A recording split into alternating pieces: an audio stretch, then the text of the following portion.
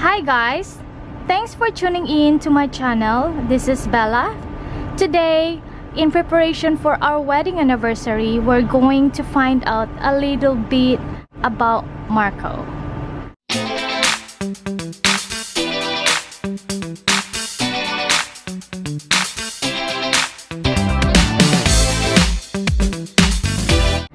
So, the first question is, when did you move to Asia, and had you been to Asia before? Okay, so I moved to Asia in 2015. That was right when my daughters, both of them, were in university. So a little bit of the story is back in 2009, got divorced. And as a result of the timing and place and everything, I became a single dad, meaning that I had the kids living in my house. Their mom would visit and take them for weekends, etc. But they lived with me for what was 5 years. We didn't know it would be that long, but so I raised them and got them through high school, and eventually they were able to decide, hey Dad, we're ready to move into our own place. So in 2014, I went ahead and helped them get an apartment, which they paid for most of it, but we got them sorted in there, and it was a nice apartment by the university. And then once they got situated there were some business opportunities in Asia, and I had worked out here before. So I went ahead and took that opportunity, and in 2015, that's when I moved out to Asia, specifically to the Philippines. So at the time, I had never been in the Philippines, and I didn't know what to expect. And Cebu, we were specifically at a place called Mactan. And for me, the interesting part of the story was the first night in the Philippines. So you get there, you're jet lagged, it's a different country. Of course, you have to watch out which cab to get into. Sometimes in foreign countries, one taxi cab will rip you off.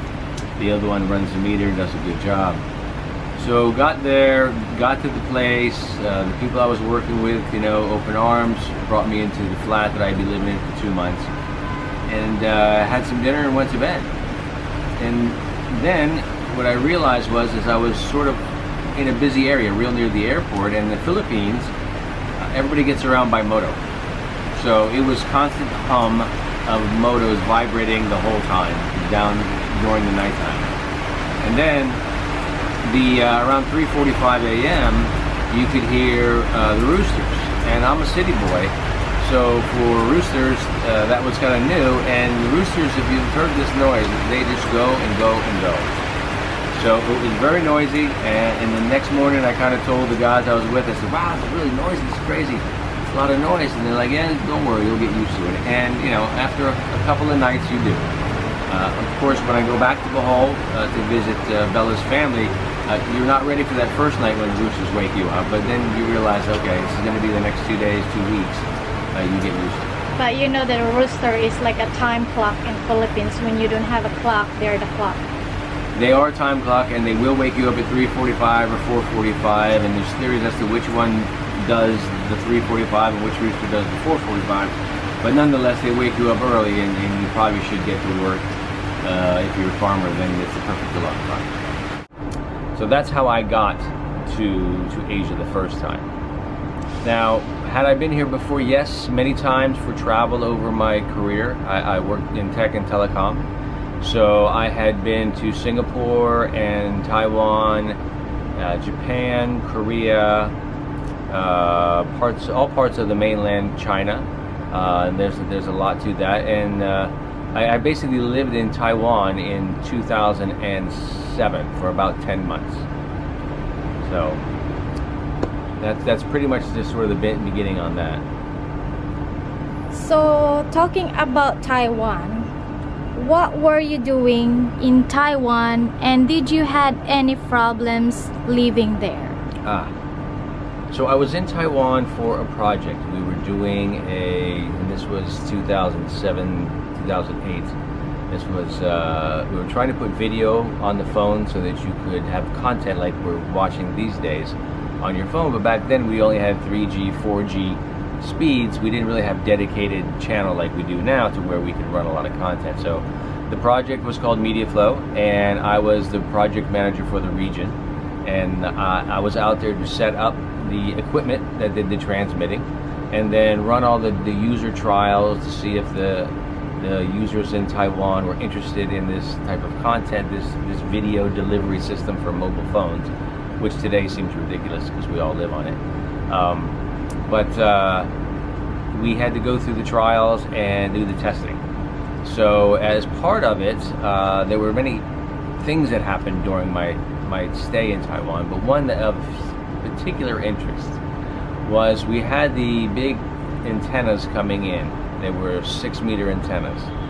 So they had to be delivered by crane, and a crew had to put them up. So we had arranged for the importation of it. We had a company that was going to deliver it, the antenna, and the crane was a very big crane.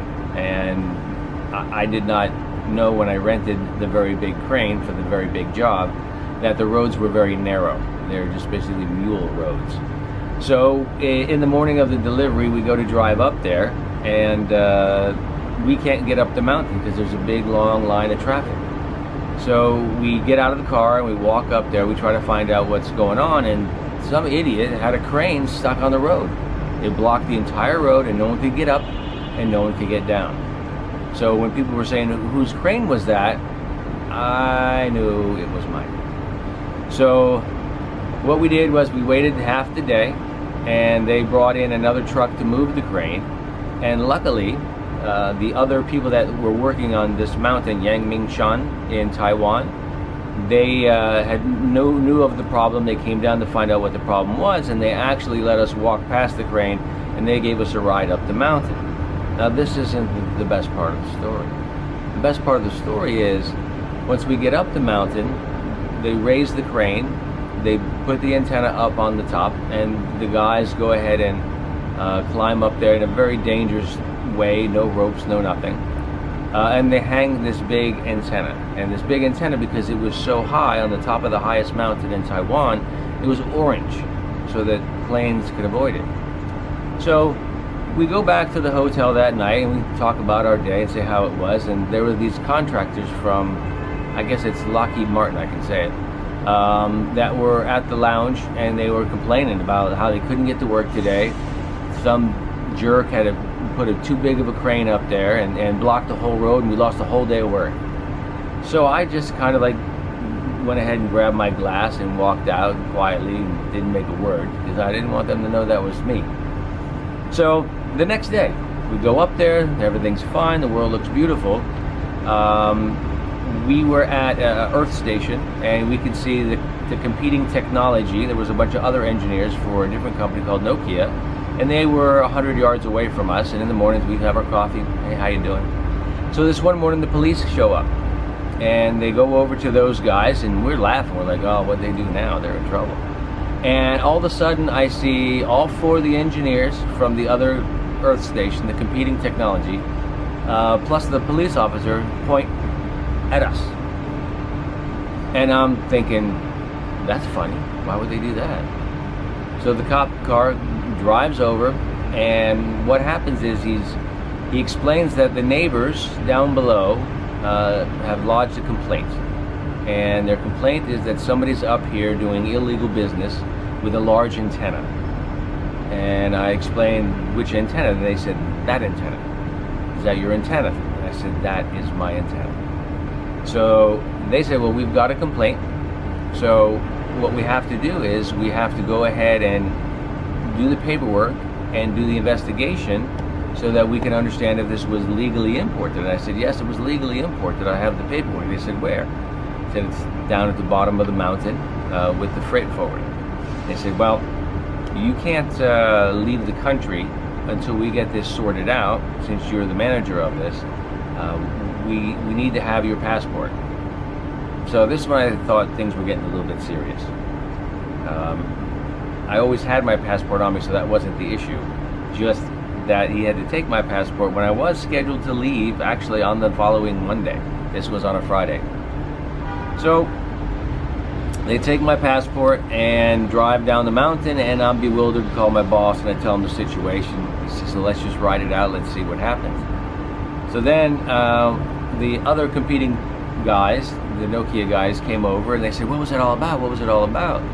And I explained to them. I said, "You know, it was about the antenna, but why did you guys have to point me out? Couldn't you just said we don't know?" And they said, "Well, you know, we had to let them know that it was yours." So that's how that went. So interesting story about Taiwan. I did not get arrested. It took a week, and they came in with the paperwork. Everything worked out fine. Yeah. The next question will be, you are in Hong Kong now for the last 6 years. Will you stay here, or where would you move to? It's a good question. The short answer is we probably will not be staying here too long. We don't know when to go, but the recent COVID and economy and the way Hong Kong is situated now is it's probably not going to be a long-term place, although if things do level out, when we're fine, then we would stay as long as business is good and lifestyle is good and things are like that. But the most probable place to move would probably be to Bohol in the Philippines. Of course, there's other options like Thailand for business and things like that. But as far as final destinations, where to live, later on to go, probably Bohol, Philippines. It's a very beautiful place. The chocolate hills up there, and it's nice and green and a lot of fresh air, which you don't always get living in a city. And the standard of living is improving. Bohol's a very nice place versus Manila's a little bit busy, and that's not exactly where I want to live long term or even to retire. So Bohol's probably going to be the place for that. So guys, that's a little bit about Marco. I hope you enjoy our interview. Thanks for watching, and don't forget to subscribe, like, and share this video. Ciao, ciao. Ciao, ciao.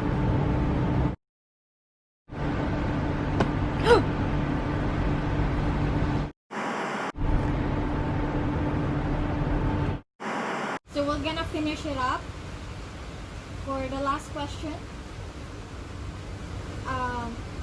Our question number, so the next question will be, thank you for the interview, Marco. And guys, that's a little bit about Marco. Okay. Whatever. This is all about Marco, right? What do you say? This is all about Marco? That's a little bit about Marco. Thanks, everybody. That's a little bit of Marco. But make an exciting voice. Okay guys, that's a little bit of Marco. That's a little bit about. That's a little bit about Marco. That's a little bit about of Marco. Right? Baby, I want you. I got it. Yes.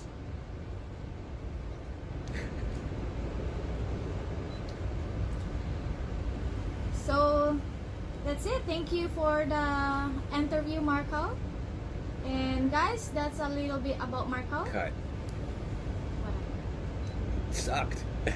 So that's it. No. So guys, that was a little bit about Marco.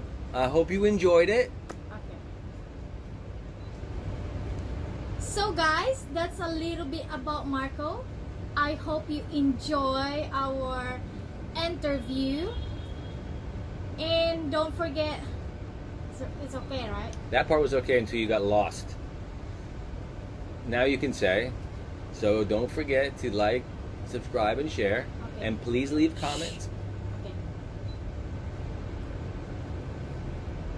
And guys, if you have any question or you have any experience about Philippines or any Asia country, please comment down below. Or how do you feel to be in Asia? And there will be more coming videos. Don't make shit up, Lizzo. Just stick to the script. What was it? What was that? What was that? Just you ended it good. All you have to just you were saying there will be more upcoming videos. Please come back for more anniversary videos, or just please come back and visit us soon. thank you for watching. Don't forget. How about the comment down below, right? Yes. I already said. Yeah, you said leave your own message or your own story, but you could say, then don't forget to leave a comment at the end. Okay, say that. And then what's it gonna say? Thanks for watching. Thanks for watching. Leave comments if you have any questions. Don't I forget. already said that. Then just say, don't forget to like, subscribe, and share, and ciao, ciao. Thanks for watching, and don't forget to subscribe, like, and share this video. Ciao, ciao. Ciao, ciao. How about the experience in the